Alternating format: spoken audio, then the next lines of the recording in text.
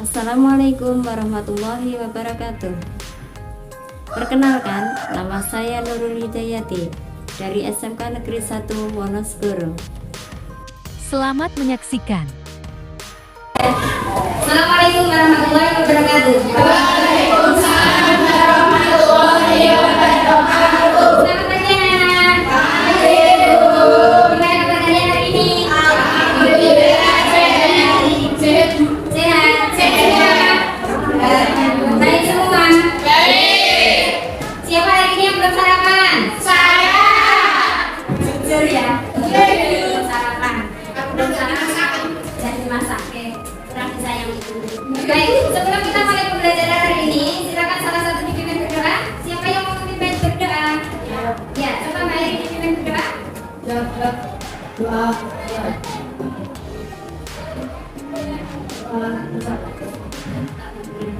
Nah, sebelum kita lanjutkan, siapa yang tidak masuk hari ini?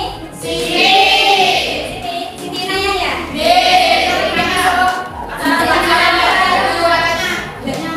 Oh, banyak menikah. Oke, besok ditagih UMR-nya ya. Alhamdulillah hari ini tidak ada yang sakit, hanya satu yang tidak masuk karena izin kakaknya menikah. Hari ini kita akan membahas tentang tablik. Sebelum saya lanjutkan, kalian masih ingat pelajaran kita di pertemuan kita sebelumnya yang sudah kita bahas, yaitu tentang khutbah dan dakwah. Sekarang saya ingin mengetahui dari kalian perbedaannya apa antara khutbah dan dakwah. Ya, siapa yang masih ingat? Katakan. Ya, Kak ini. Perbedaan kita berdakwah adalah dakwah adalah usaha mengajak manusia untuk berbuat kebaikan dan menjauhi kemungkaran. Sedangkan khutbah adalah ceramah agama yang telah ditentukan waktu, cara dan waktunya. Ya. Jadi pada intinya kalau dakwah itu tidak terikat dengan syarat dan hukum, tetapi kalau khutbah itu sudah ditentukan waktunya dan sudah jelas syarat dan rukunnya. Jadi kalau berdakwah itu bisa dilaksanakan kapan saja, boleh malam, boleh pagi, kapanpun bisa. Yang penting ada yang audiensnya yang mendengarkan, ada yang melihat ketika berdakwah. Jadi kalau misalnya dakwah tidak ada yang menghadapi, itu apa tidak boleh? Boleh ketika kita menggunakan media. Tapi ketika tidak adanya media, seperti di ruangan ini kemudian berdakwah orang yang koncone, tidak ada orang lain, itu kita mau ngasih dakwah kepada siapa? Tapi kalau melalui media, sekarang kan banyak sekali media elektronik, itu tetap bisa walaupun audio tidak ada di hadapan kita, tapi ada yang mendengarkan, ada yang melihat. Jadi hari ini kita akan membahas tentang tablik. Sebelum kita lanjutkan, saya akan menyampaikan dulu tujuan pembelajaran kita hari ini.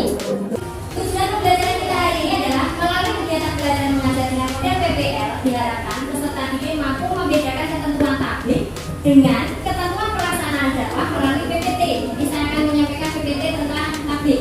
Kemudian yang kedua adalah peserta didik mampu menelaah implementasi ketentuan tablik dengan tepat.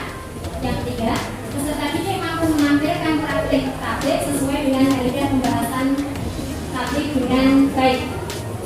Materi saya akan menyampaikan penilaian apa saja yang saya akan lakukan untuk hari ini. Jadi yang pertama adalah penilaian sikap, di mana kalian nanti akan saya nilai bagaimana sikap kalian ketika mengikuti pembelajaran. Kemudian penilaian keterampilan, bagaimana kalian ketika mengerjakan KKBD yang saya sampaikan. Kemudian yang selanjutnya adalah penilaian kognitif, penilaian pengetahuan, di mana kalian bisa memahami dari materi yang saya sampaikan. Gitu ya. Baik, kita lanjutkan untuk materi selanjutnya. Pokok bahasan kita hari ini adalah pengertian tablik, kemudian dalil adanya tablik, kemudian yang terakhir adalah ketentuan tablik. Pengertian tablik. Tablik merupakan bagian dari dakwah. Tablik lebih banyak berisi tentang pesan atau ceramah lisan dan perkataan. Sementara dakwah lebih luas. Jadi dakwah itu lebih luas daripada tablik. Tidak hanya disampaikan dengan lisan untuk dakwah, tetapi dengan perilaku. Jadi dakwah itu juga sekaligus dengan perilaku sehari-hari. Jadi tadi saya sudah sampaikan bahwa untuk menyampaikan dakwah itu harus dengan contoh sikap. Kemudian siapa saja yang harus kita beri contoh dulu, siapa yang harus kita ajak dulu dalam hal ini adalah keluarga terdekat. Jadi ketika memberi contoh kepada orang lain sesuatu yang baik, itu keluarga kita harus dibuat dulu menjadi lebih baik, baru kita bisa mengajak kepada turunan ajaran Islam, yang pertama yang diajak adalah keluarga terdekat. Kemudian nanti merambat ke lingkungannya, misalnya ke teman, ke lingkungan sekitarnya, baru kita bisa mencapai untuk lingkungan yang lebih besar lagi. Gitu ya. Lanjut.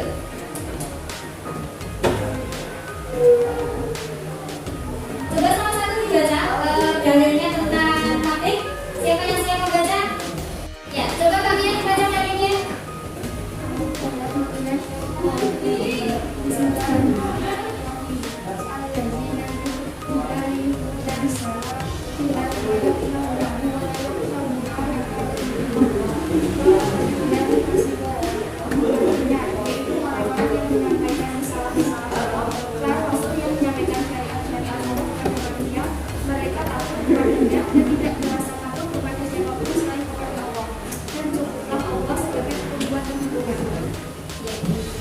Jadi pada intinya yang disampaikan adalah risalah-risalah Allah yang sudah dicontohkan oleh Rasulullah. Jadi manusia itu punya kewajiban untuk takut kepada siapa?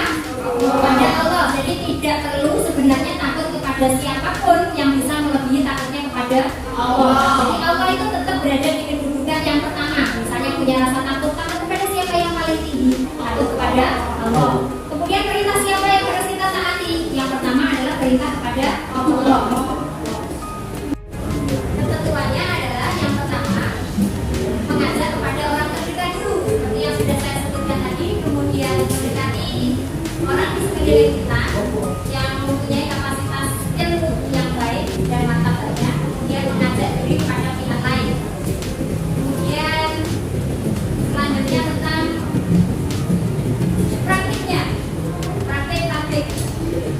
Praktik adalah yang pertama adalah persiapan. Persiapannya di situ mencari, kemudian mempelajari materi tablik agar sesuai dengan kebutuhan apa yang dibutuhkan oleh audien pada saat itu, sehingga kita akan sampai materi tablik yang disampaikan itu akan sampai. Kemudian tahap pelaksanaan. Tahap pelaksanaan adalah saat tablik informasi yang disampaikan harus praktis, singkat dan cepat sehingga mudah dipahami dengan bahasa yang sederhana. Kemudian yang selanjutnya adalah tahap konsolidasi.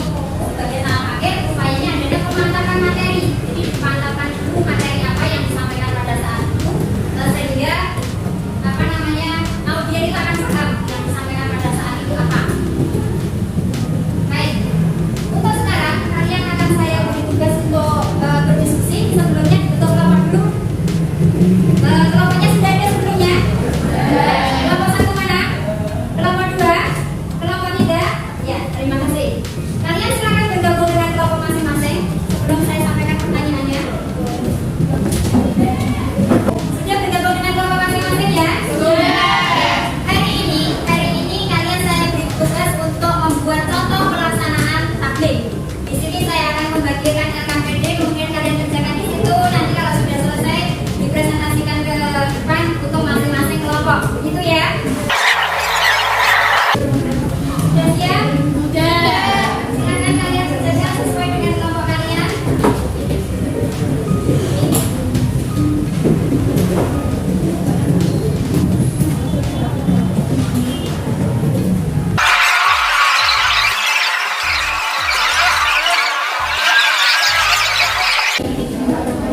Sudah selesai anak-anak? Kalau sudah selesai, ada yang siap mempresentasikan hasil pekerjaan kalian? Yang siap masuk kelompok mana? Ya, silakan kelompok dua presentasikan hasil pekerjaannya. Assalamualaikum warahmatullahi wabarakatuh. Waalaikumsalam warahmatullahi wabarakatuh. Berdirinya kami di sini ingin mempresentasikan salah pelaksanaan tablik. Tablik adalah salah satu sifat yang dimiliki oleh para anbiya atau nabi. Kemudian tablik adalah menyampaikan dan menjelaskan kebenaran Islam atau menjelaskan sebagai penjalur kepada yang baik dan bukan dari yang benar atau amanah dan kebenaran. Tablik adalah tujuan dari keberadaan setiap nabi. Kalau kita ingin melakukan tablik, pastilah tujuannya para rasul akan menjadi sia-sia dan tak bermakna. Melalui para nabi ya, Allah Subhanahu wa Ta'ala telah menunjukkan betapa besarnya kemurahan dan kasih sayangnya yang terjadi dalam kehidupan mereka. Karena sifat tablik, semua anugerah Allah Subhanahu wa Ta'ala itu tidak akan terrealisasikan dengan baik dengan manusia. Tapi kan saat ini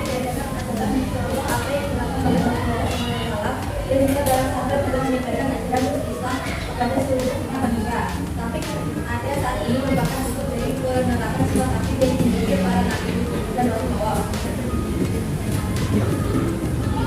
Taktik itu yang mudah sholat Jumat atau sholat Id yang merupakan bagian dari ibadah.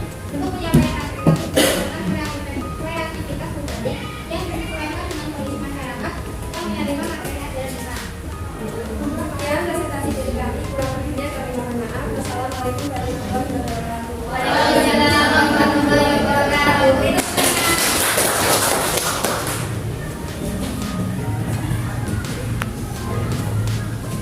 Ya, terima kasih kalian sudah presentasi semuanya. Ada yang bisa menyimpulkan apa yang kita pelajari hari ini tentang taktik? Ya. Salah satu yang penting ini masalah adalah bagaimana agar sebuah informasi tentang agama Islam bisa sampai kepada objek dakwah. Namun tidak ada tuntutan lebih jauh untuk mendalami suatu masalah itu. Berbeda dengan taktik, intensitasnya lebih mendalam. Ya, jadi pada intinya penyampaian taktik adalah materi itu sampai kepada audiens, sampai kepada sasaran kita memberi nasihat, menyampaikan materi itu kepada siapa. Yang penting sampai dulu. Kalau taktik itu bahasanya lebih luas lagi. Jadi kalau taktik itu bahasanya lebih sedikit. Sebelum kita akhiri pembelajaran kita hari ini, saya punya beberapa soal yang harus kalian jawab. Silakan untuk yang nomor 1, siapa yang bisa menjawab? Angkat tangan. Ya, Mbak Seri silakan. Konsep semuanya yang disebutkan oleh gramatical perkataan. Kegiatan yang sebenarnya bisa disertai dengan hukum.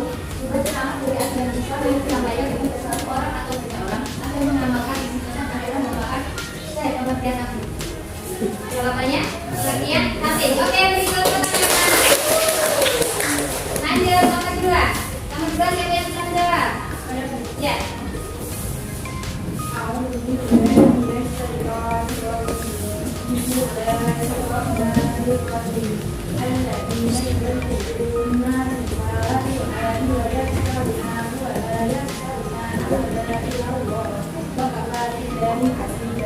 Artinya, yaitu orang-orang yang menyampaikan risalah Allah, para rasul yang menyampaikan syariat Allah kepada manusia. Mereka takut kepadanya, mereka takut kepada siapa lain kepada Allah, dan itulah Allah sebagai pembuat kehidupan. Ayat 30 terdapat dalam Al-Quran surah Al-Ahzab ayat 39. Jawabannya yang benar adalah surat Al-Ahzab ayat 39. Baik. Hari ini kita sudah menyelesaikan materi tentang taktik, sudah kita sampaikan pengertiannya, kemudian contoh pelaksanaannya, kemudian sudah kita simpulkan bersama-sama, dan saya sudah bisa memastikan bahwa kalian semuanya memahami hari ini karena sudah saya kasih beberapa soal, kalian sudah bisa menjawab. Sebelum saya akhiri, ada pesan